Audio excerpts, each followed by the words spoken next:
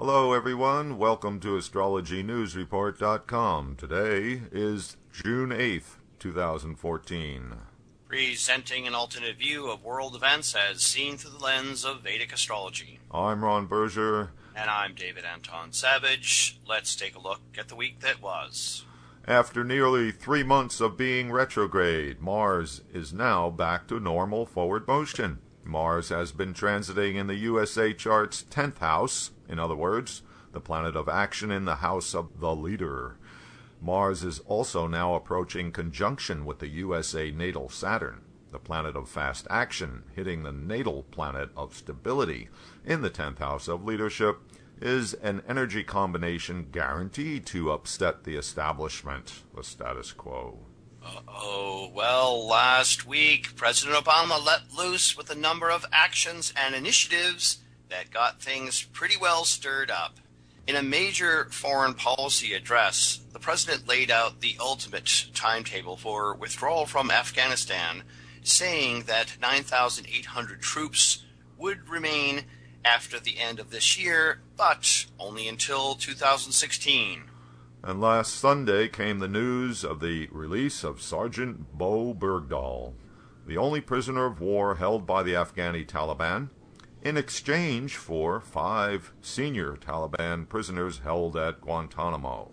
This decision by the Obama administration turned out to be quite a political hot potato and has been roundly criticized by members of both parties in Congress. Congress was supposed to be given 30 days notice, by law that is, when there was to be a release of Guantanamo prisoners, which wasn't done in this case, so they are pissed. Also, for telegraphing to the enemy that the best way to get their guys released is to capture U.S. soldiers.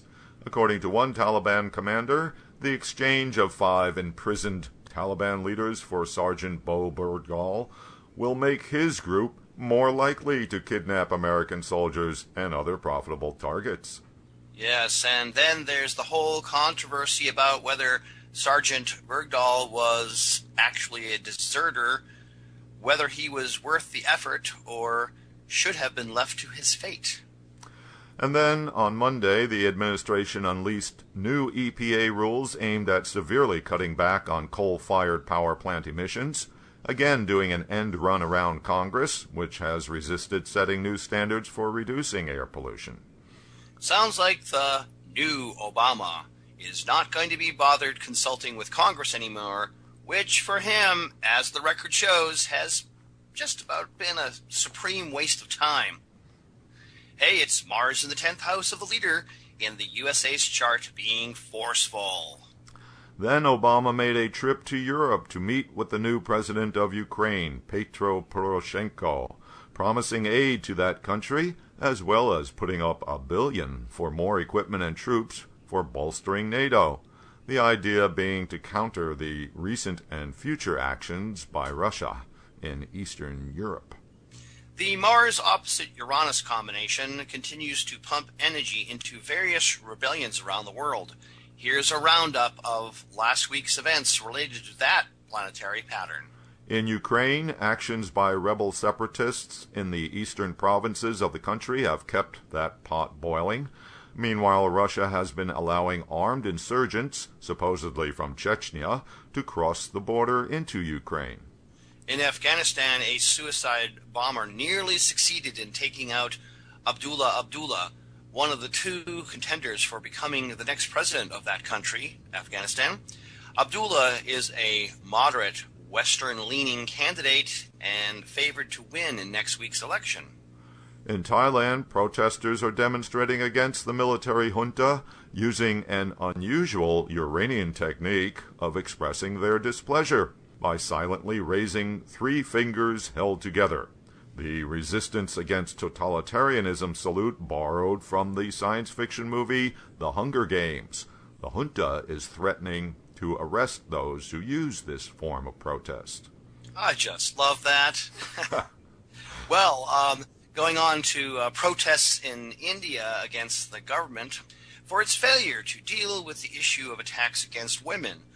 most recently the abduction and rape of 2 teenage girls in Uttar Pradesh. In northern Yemen, the government bombed a Shiite Houthi stronghold, killing over 120, and effectively ending the brief ceasefire with the rebellion in the north of that country. Last week, King Juan Carlos announced that he was stepping down so his son could take over as King of Spain. But instead, the move has inspired many Spaniards to call for an end to the monarchy altogether. Tens of thousands took to the streets of Madrid, Barcelona, and other Spanish cities, calling for a nationwide vote to decide whether to rid the country of the royal family. On another note, Ron, I may have to give Vishnu a call and ask him if I can borrow his discus. I need to cut through this thicket of bullshit that has grown up around all the misinformation, political grandstanding, double talk, hypocrisy, and the opinionated, agenda-driven bloviating that is out there of late. Sounds like you are complaining about the planetary energy pattern in the sign Gemini. Now that we have Mercury and Jupiter together in the two-sided sign of ideas and reasons. Mercury, as the signifier of the media, is strong in its own sign. And then add to that Jupiter, the planet of beliefs, as well as being the signifier of expansion. Thus we have overblown beliefs contaminating the facts.